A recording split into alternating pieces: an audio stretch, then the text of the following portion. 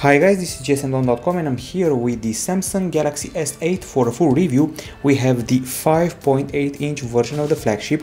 As you know, it was unveiled on March 29th in New York, and it came in two versions, a 5.8-incher and a 6.2-incher called the Galaxy S8 Plus. Okay, so we have the regular standard flagship and it's time for a review. We've got it in the Orchid Gray version and the price tag is $750. So this flagship stands out through the infinity display, the fact that it no longer has a physical home button, and it's basically the end of a trilogy that brought a lot of glass to the Galaxy S's. Galaxy S6 and S7 had a lot of glass, and the Galaxy S8 is the culmination of that design. Now it's time to analyze all the aspects of the phone and give a verdict. So design wise, this is a gorgeous phone. It's got this infinity display that goes from one edge to the other. You can barely see the metal frame here. If it weren't for the corners, you couldn't tell it's there. So the screen is obviously curved with edges, but it feels less curved than the Galaxy S7 Edge, for example. Other than that, I have to say that the phone comes in Midnight Black, Arctic Silver and Orchid Gray. It's got a metal glass approach, so it's a metal frame here made of aluminum sandwiched between two glass panels with curved edges. The Orchid Gray version has the advantage of not being so prone to smudges and fingerprints. It has a special micro texture below the glass that helps it to hide that.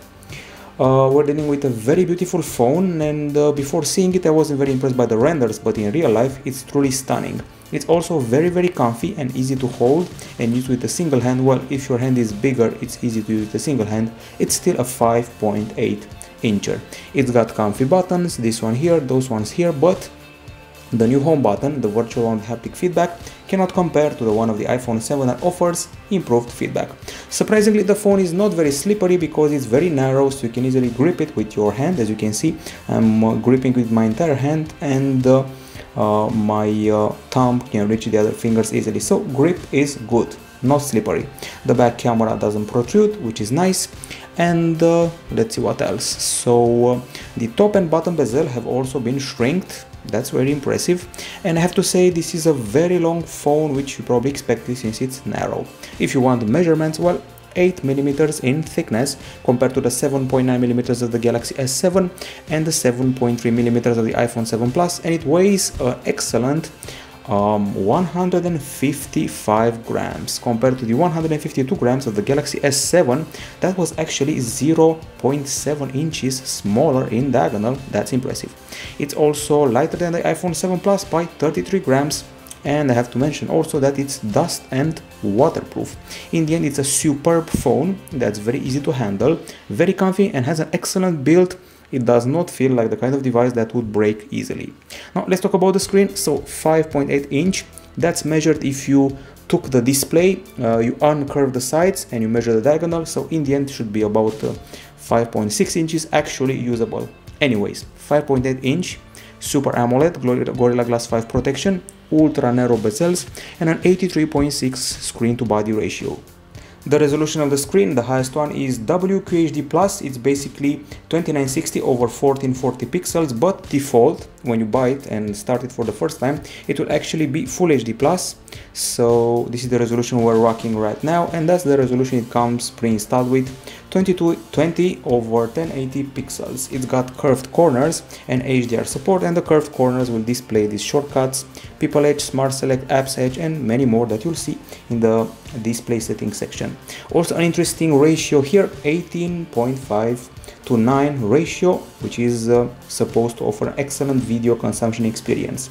There's no video player, so we had to either use the gallery or we downloaded the video app, which looks great. I have to say it looks stunning on this screen and comes with a few options that you'll see in a jiffy.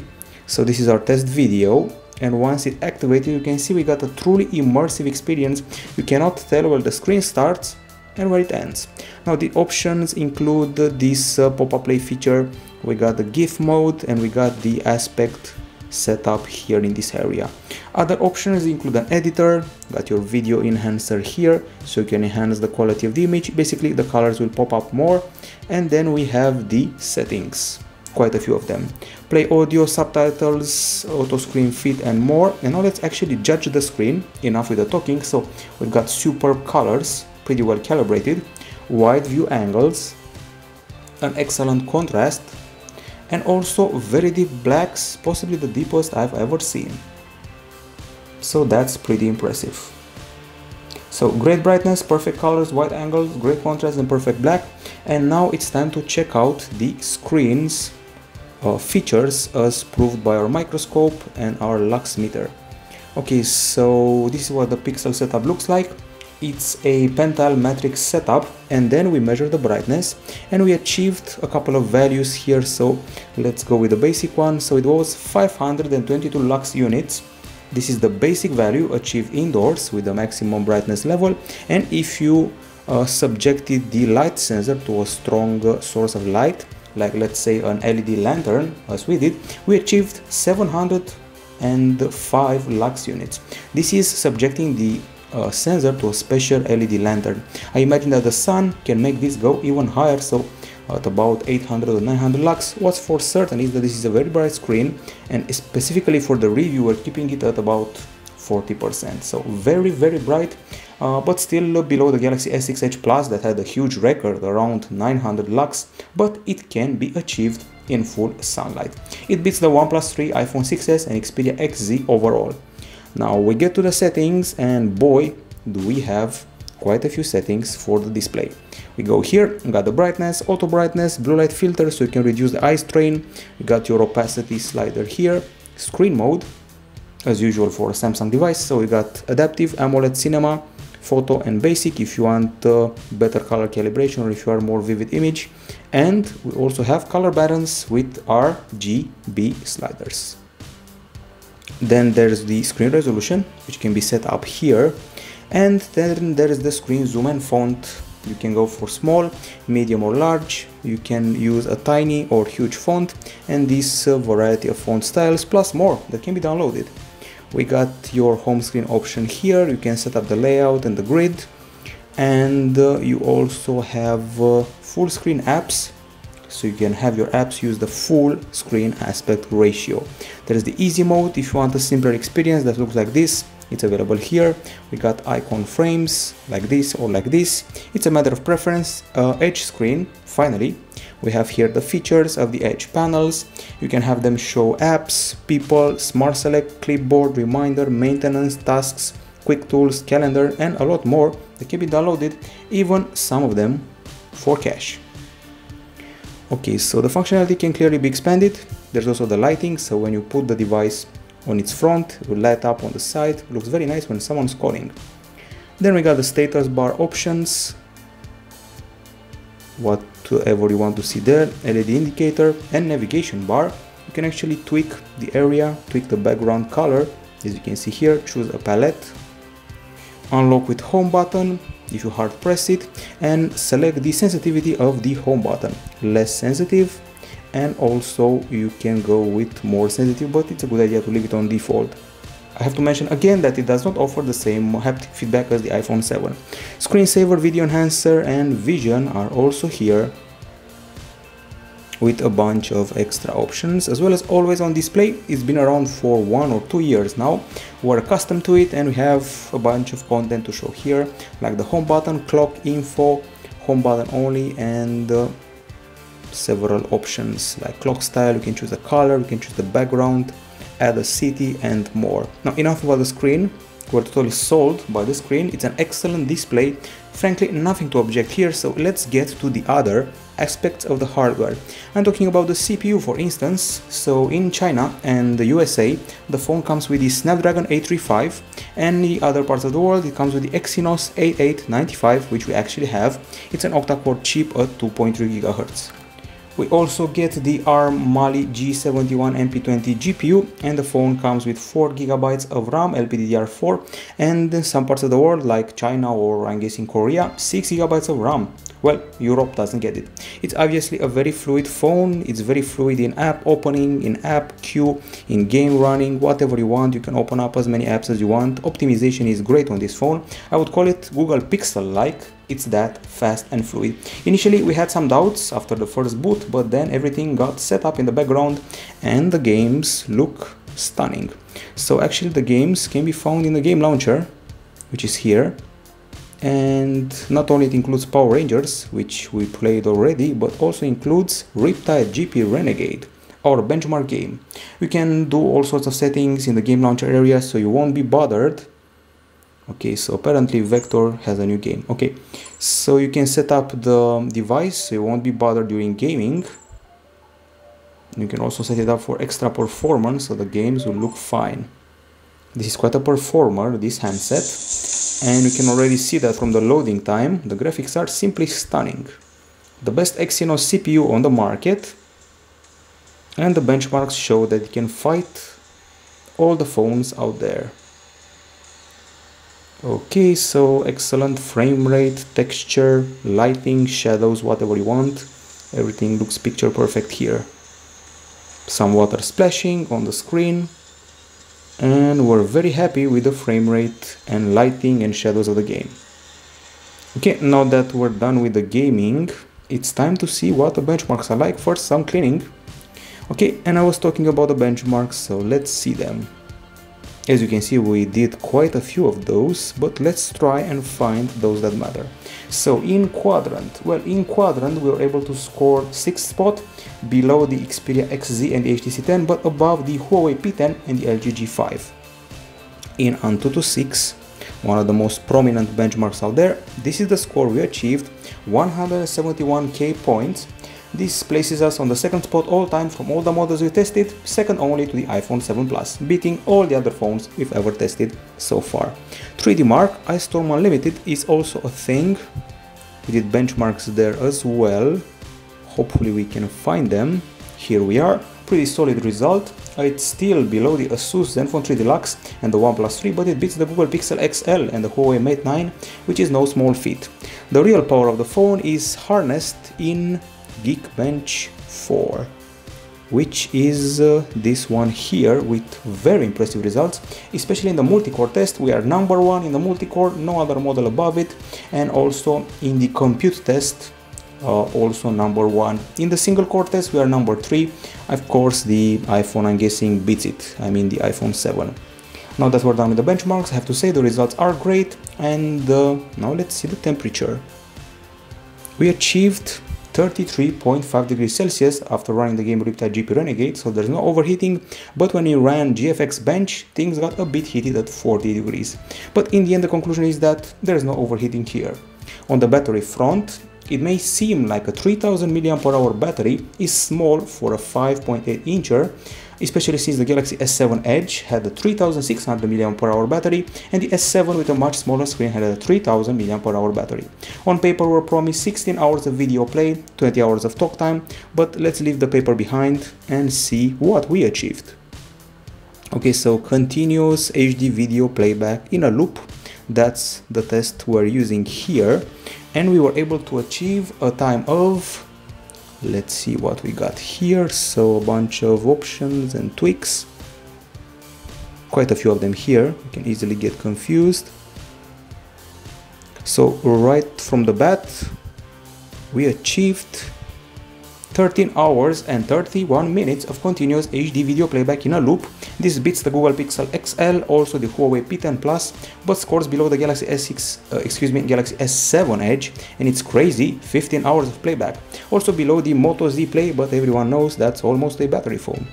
Now in PC Mark, 10 hours and 21 minutes. This is actually the 12th placed phone, and most of the phones above it are battery phones, so quite good. It even beats the Galaxy S7 Edge, which was excellent, and the Huawei Mate 8.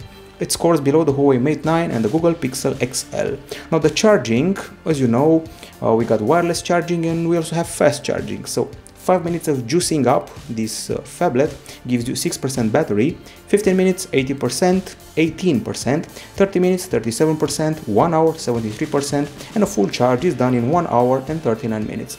It's the equal of the HTC 10, still below the record taker Galaxy S6 Edge Plus with 1 hour and 5 minutes. At least we beat the Huawei P10 Plus. Now we also have special settings for the battery, worry not. So device maintenance and battery. We got three main modes. We got off, mid and max, and each of them can be tweaked, customized from here with brightness, resolution, speed limiter, background network usage, so it's nice to have those in the mix. We got an app power monitor, and you can select which apps to save power and not be used in the background. And then there are the advanced settings like notification settings and app power monitor, fast cable charging, unused apps, unstable apps, and so forth. And the max mode will trigger this very simple interface and once again be customizable. So we're very happy with the battery. For such a big phone and such a relatively small capacity battery for its size, it's an excellent device. Now it's time to address the acoustics. So sadly this phone does not offer stereophony. We only have the speaker here, which is a bit easy to cover when gaming. It's obvious that you can cover it by mistake. Anyways, we still have the audio jack, don't worry about that. Apple may have eliminated, but not Samsung. Other than that, we got 32-bit playback support, we got FLAC and MP3, dual Bluetooth connection. Keep that in mind, you can connect two Bluetooth headsets to the phone and listen at the same time. And we got Google Play Music pre-installed, but we also installed the very nice looking music app from Samsung, which is available here, and it's pretty badass. It has a sort of Batman application vibe to it. I don't know why it's Batman, don't ask me, that's the vibe I get. When you're listening to music, the edges of the app will glisten. And that's nice. Now let's see the options. So we got Sound Alive with a ton of tweaks. Equalizer with the genre modes. We got Advanced and Basic, so you can tweak your treble, bass, instrument and vocals, or play with 9 channels. I counted them all, there are 9. There's the UHQ upscaler, Surround, Tube Amp Pro, Concert Hall, and Adapt Sound, so you can find the best preset for you. Now let's get this out of the way and actually listen to some tunes. So as you can see, everything is glistening here. Imagine it doing that facing down.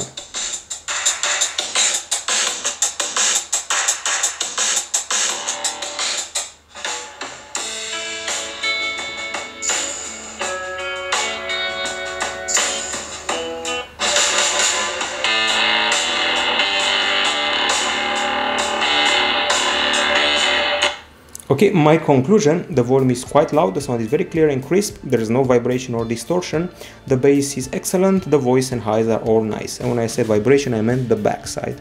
Now we also did a decibel meter test, and let's see what came out of that endeavor. So we go here and we start checking out the values. So we achieved a healthy 88.6 decibels with our audio sample at the back and front, and then when we played Riptide GP Renegade, 92.3 decibels, which beats the Galaxy S7's 84.7 decibels by quite a bit, and also beats the iPhone 7 Plus, for example, but still it's inferior to the BlackBerry Passport. Now the headphones, one of the most discussed aspects of this device, they're here. So the phone is priced at $750, and these are usually sold separately for around $99, so quite a good deal. The design reminds me of the headphones that Asus bundled with the Zenfone 3 and Zenfone 2, if I remember correctly. You got this very nice wire here. It's like the thread that connects your boots or some shoes. You connect it like this,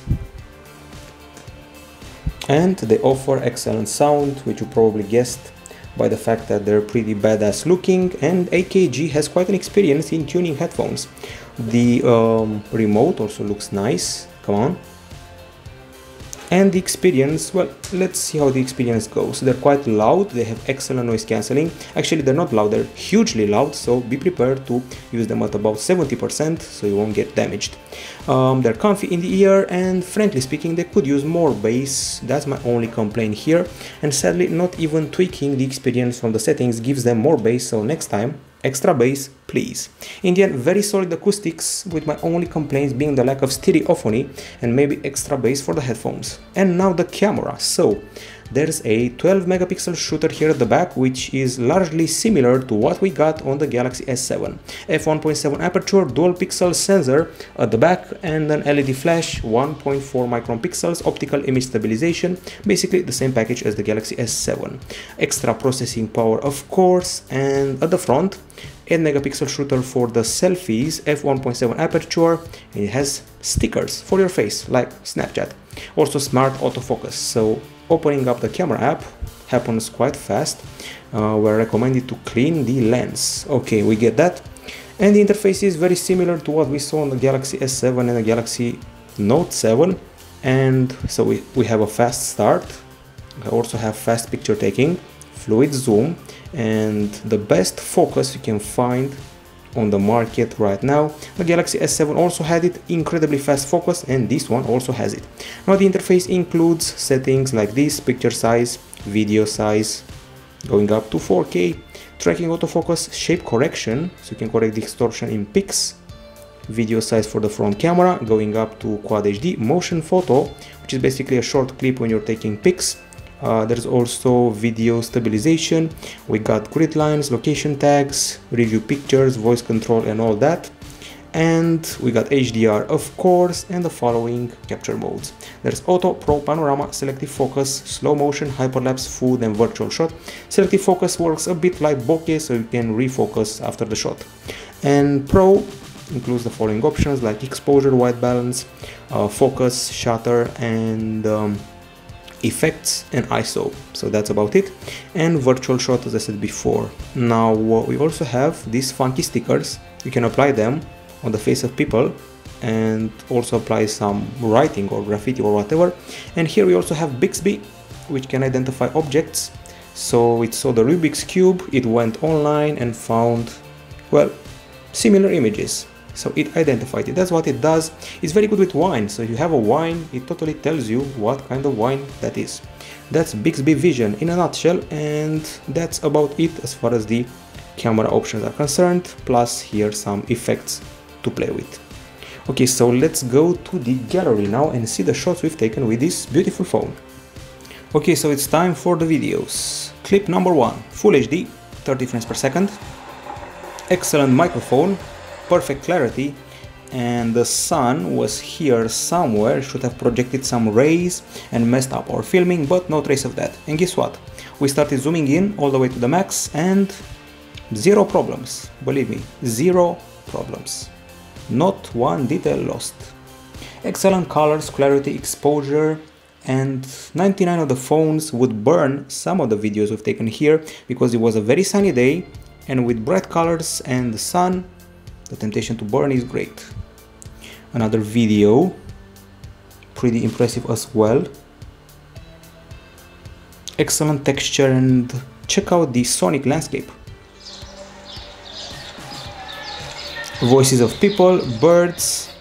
The HTC U Ultra praised its 4 microphones. Well, this one, I don't know how many it has, but certainly captures more sound than the HTC U Ultra.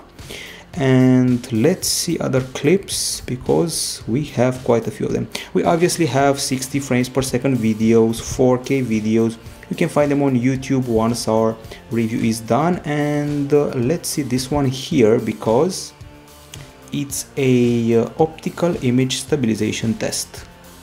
So we're walking around filming people, and it's as steady as the Sony Xperia Steady Shot. There is no refocusing, there is no bump, no problem whatsoever when walking around. And check out the subtle exposure change, simply fantastic. I would say it beats the Xperias by about 5% because they also film nice. I'm talking about the Xperia XZ, for example. We haven't tested the new Xperias, and it's basically the best video capturing phone out there, even though it doesn't have the 1000 frame per second thingy. And here we have, let's see what we have here. Another video. I'm guessing this one is a 60 frames per second one. Don't forget to check out our playlist published with a review. So once again, many phones would burn this area because of the sun, not this one. Excellent color, stabilization, clarity, nothing to complain about. That was during the day, and I would even say we beat the Galaxy S7. I remember that last year when I shot videos with it, it had some problems with the sun. Minor problems, but still problems. Now videos during the night go something like this. Pretty okay streetlight halos, nice lighting, good colors, no focus loss. It's true that when you start to zoom in, you lose some details, but not in a huge manner. And there's a bit of grain in the distance. If you really put this on a big screen like your TV set or PC, you can see some grain here in the finer details, but not a huge amount of grain. I would place it at about the same level as the Xperia phones. However, those ones have some problem with the violet and blue hue, so it's actually above them and possibly the best video taking phone on the market, which means it's also good for concerts. Keep that in mind. And we also shot videos with the front camera. If you want to see it, we've got one here. From what I remember, it's either Full HD or Quad HD. Pretty good for vlogging, I'd say. In the end, everything is fine with the camera, so we're done with it. Time to go to the web browser. You can opt for Chrome or the Samsung Internet app, which is actually quite interesting. It's got these options here like extensions. It lets you find information about the surroundings, block content, QR code reader, and so forth, and a video assistant. Now let's load up gsndom.com. It loads up, I would say, reasonably fast. We also tested Chrome and achieved good results in Velamo and SunSpider. SunSpider was something like 500 points. Smooth scrolling here with the excellent looking side areas. And the keyboard is this one, pretty well spaced, so nothing to object here. Now when it comes to connectivity, we got an USB Type-C port at the bottom. And if you're wondering, no, there's no infrared here, just in case you were wondering. So connectivity is here. We got gigabit LTE, gigabit Wi-Fi, LTE category 16. We got single SIM and dual SIM versions with a hybrid version in the mix. There's Wi-Fi A, B, G, and AC, Bluetooth 5.0. There's ANT+, NFC, GPS, Galileo, GLONASS, and Beidou, and a few other options here. Now the dialer also offers you speed dial, and the actual calls were crisp, loud, and had perfect noise cancelling. If you want to see how we did in the speed test, worry not, we have results, and the results are these ones. A very impressive 486 Mbps download on Wi-Fi, 25 Mbps upload, and on 4G 100 Mbps, 45 Mbps upload, and that's impressive as well. And the download on Wi-Fi is actually a record we achieved with this phone. Now on the front of the OS, UI, and applications, we're running Android Nougat with something called Sensor Experience on top. It's a more mature approach. As you can see, the icons have no gloss, they're flat and very pragmatic. And also there's this font here that uses interrupted lines. That's the main theme, interrupted lines, and a vibe from, let's say, ancient Greece. The core of the experience is ease of use. Everything is one swipe away, so if you swipe like this you can reach the apps, which is something taken from the Google Pixel. There are lots of white in the interface, so it's enough to look at the widgets and you'll see what I'm talking about. Lots of white, transparency, and gray. Samsung wanted to make everything very clear, clean, transparent, neat. And other than that, we have the famous Bixby. Of course, there is a physical button for it here, and if you press it you can reach the cards. So Bixby has 4 elements: talk, see, recommend, and remind. The seeing part, well, it identifies object and tells you what it sees, like wines, shopping carts, things like that. These are the cards of Bixby, and you can see here alarms, gallery, visited web pages, the weather, wallpaper recommendations, your last heart rate, recent videos, step counter, and some news. That's basically it in a nutshell. And here you can see the cards again, with 4 square included and a few more. So that's the Bixby area, and right now it does not have vocal command. In the future you'll be able to talk to it like Cortana or Siri. It will respond to your jokes, queries, questions, whatever you want. It will replace all the touches with voice commands. Now we already saw the cards, and if you keep the home screen pressed, you got your wallpapers and themes. Highly customizable, you can get themes from here, icons, and AODs, which is always on displays, which look kind of nice and finally can be customized. We got your widgets here and your home screen settings, which I'm guessing you already saw. Multitasking is done by pressing here. Okay, and as you can see, some of the apps are marked with this 2 window symbol. It's basically split screen multitasking, so you can browse the internet while you're watching a video, for example. So let's watch this clip and enter Yahoo. I can read the news while I'm watching a video of myself. How cool is that? We can also use the pop-up play feature, and you can resize an area and have it docked on the screen. So that's the multitasking and split screen in a nutshell. The drop down portion is very clean, everything is white and blue. Notifications and quick settings are here. Now we go to the settings, see what's happening there. Let's close this up. Okay, so that was odd. Settings, I said. Okay, so we got your connectivity options, sound and vibration, Let's see what else. Connectivity, sound, vibration, notifications.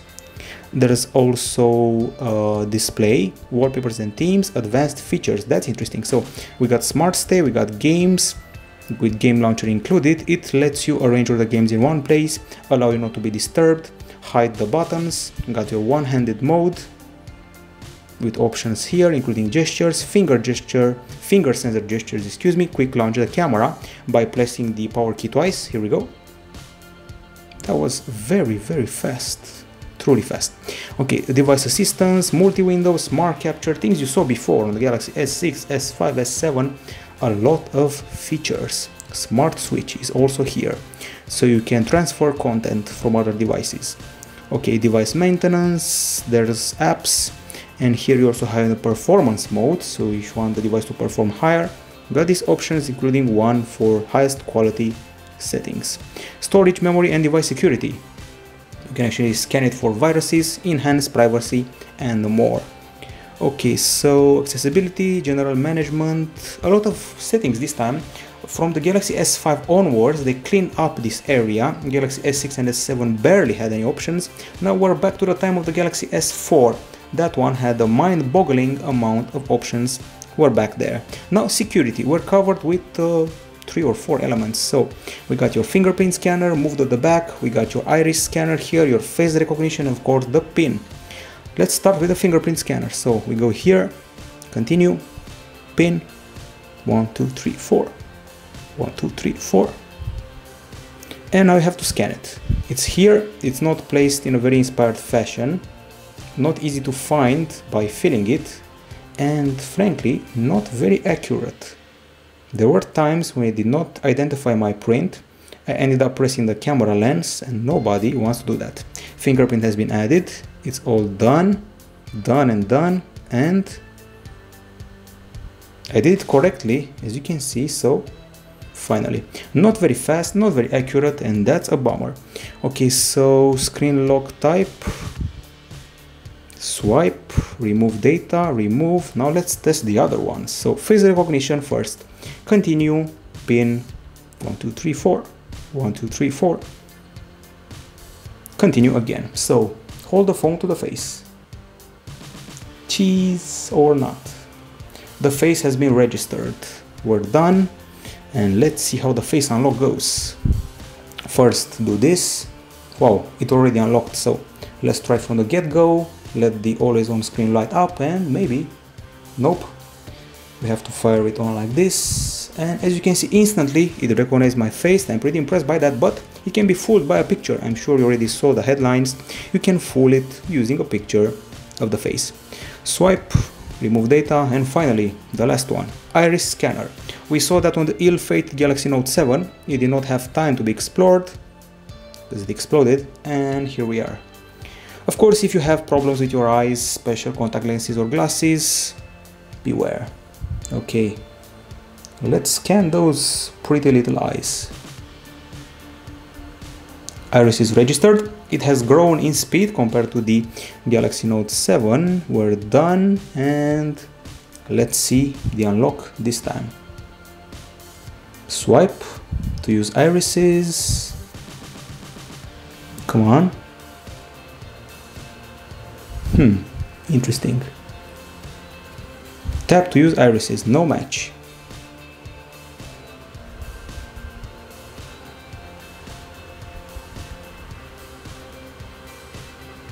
That was odd. So as you can see, it's not foolproof, and I actually had to open my eyes more when I did the setup.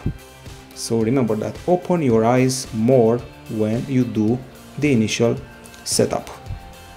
Okay, so one last mention. As you can see, we no longer have a physical home button or capacitive buttons. We have the virtual ones here, and the home button does not exactly offer the same feedback as the replacement from the iPhone 7 does. Keep that in mind.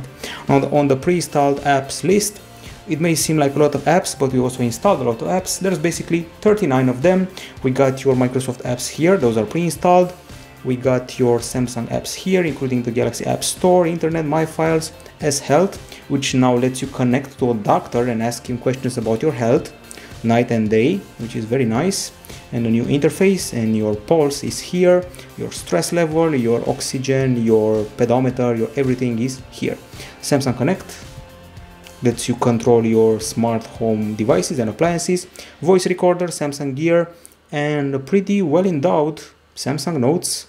It's got a pen with quite a few options, it's got a brush with a ton of options and a lot of mini brushes. It's getting closer to the S Note app if it's not actually one of the derived versions of it. So these are the pre-installed apps. We installed a couple more, and other things to mention is that we have those gestures which we saw starting with Nougat. So if I keep this pressed, you can see these options reminding me of the 3D touch from the iPhone. Only here we don't have a hardware feature, we have a software feature. So touch this and you'll get those extra options. And by the way, you can uninstall a lot of apps.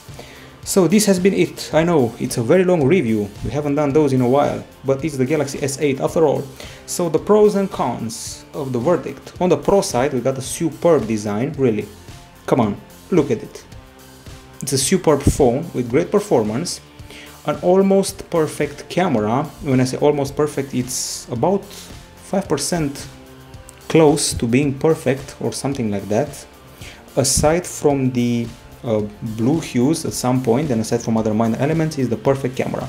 It's got nice acoustics, those AKG headphones, fast connectivity, it's waterproof, it has a nice and mature UI, lots of new features, a perfect display, and it also comes with Bixby, which is new for Samsung, and it's a sign of evolution.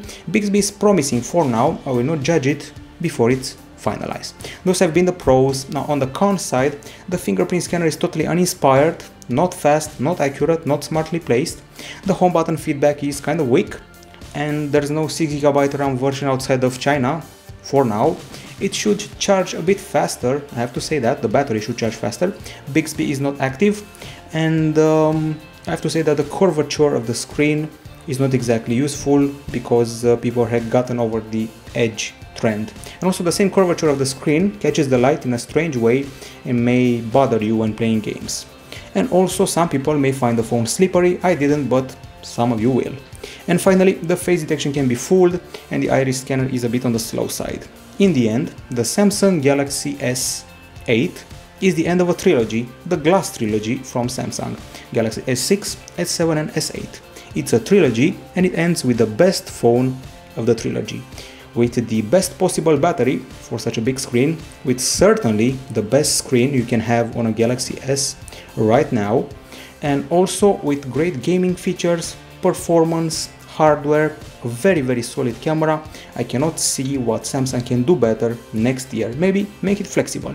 And also it would be very hard for rivals to match this phone, which by the way also has HDR viewing for its screen.